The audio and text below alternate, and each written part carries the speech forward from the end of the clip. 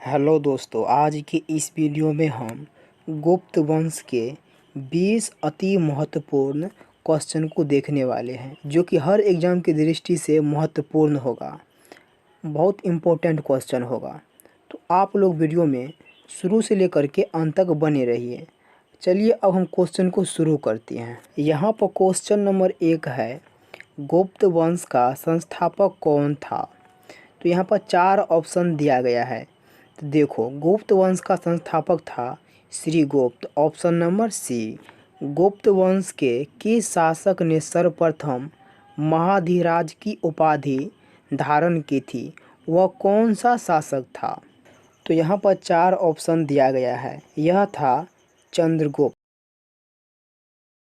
चंद्रगुप्त प्रथम।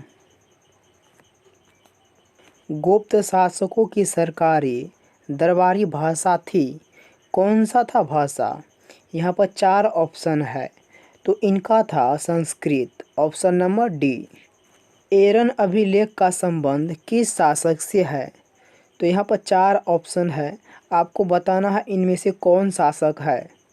तो यह है Bhanugupta. Option number D. Fahien किसके शासनकाल में भारत आया था? यह था चंद्रगुप्त द्वितीय। कौन था? चंद्रगुप्त द्वितीय। इसे विक्रमादित्य भी बोलते हैं। क्या बोलते हैं? विक्रमादित्य।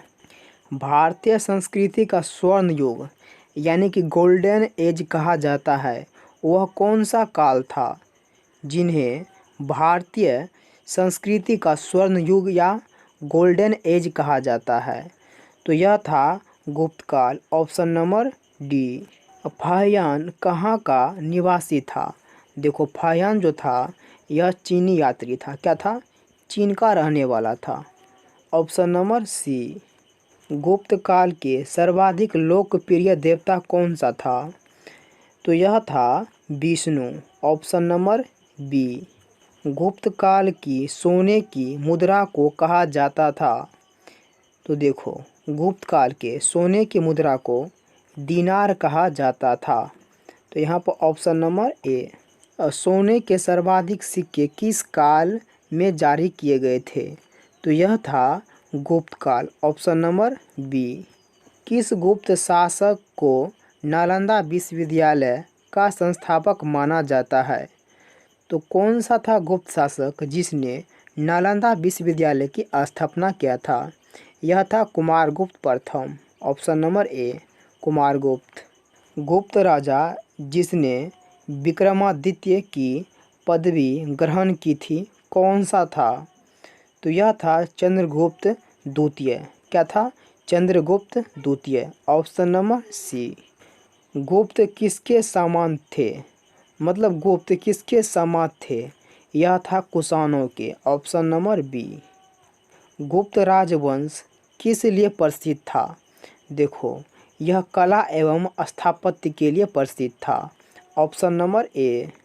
गुप्त शासन के दौरान निम्नलिखित में से ऐसा व्यक्ति कौन था जो एक महान खगोल विज्ञानी और गणितज्ञ थे? वह कौन सा था? तो यह था आर्यभट्ट। क्या था? आर्यभट्ट। आर्यभट्ट ने आर्यभट्टियम नामक एक पुस्तक भी लिखा है। तो इनका ऑप्शन नंबर सी। उत्तर गुप्त युग में जो विश्वविद्यालय प्रसिद्ध हुआ वह था नालंदा का। क्या? नालंदा का। यह विद्यालय कुमारगुप्त ने बनाया था, जो बौद्धों के लिए प्रसिद्ध था। क्या था?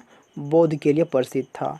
Option number C. मंदिर निर्माण कला का जन्म सर्वप्रथम कब हुआ था? मतलब कौन से काल में हुआ था? यहाँ पर 4 ऑप्शन है। मौर्य काल, गुप्त काल, कुषाण काल या सिंधव काल। तो देखो, यह हुआ था गुप्त काल में। Option number B. चंद्रगुप्त द्वितीय ने विक्रमादित्य की उपाधि कब धारण की थी? तो देखो, यह था शकों का उन्मूलन करने के बाद। कब? शकों का उन्मूलन करने के बाद। Option number A. गुप्तकालीन शासन प्रणाली किस प्रकार की थी? देखो, गुप्त काल में जो शासन प्रणाली था वह किस प्रकार का था? तो देखो, यह क्या था? एक राजवंश था। तो ये क्या हो जाएगा, राजतंत्रात्मक होगा। राजतंत्रात्मक मतलब ऑप्शन नंबर ए। गुप्त स्थापत्य कला का सर्वोत्कृष्ट मंदिर निम्न में से कौन है। तो यह है देवगढ़ का दशावतार मंदिर, यानी कि ऑप्शन नंबर बी, देवगढ़ का दशावतार मंदिर, ऑप्शन नंबर बी।